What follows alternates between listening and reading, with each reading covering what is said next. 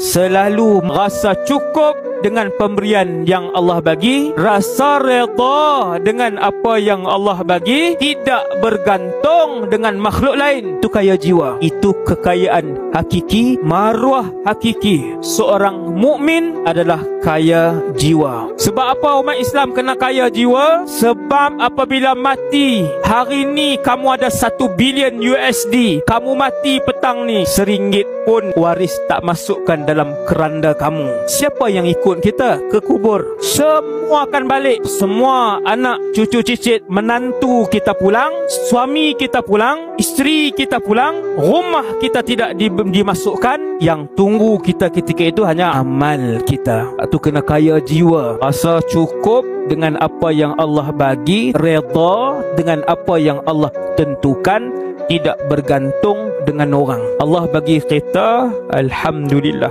Tengok kita orang, alhamdulillah, itu rezeki dia.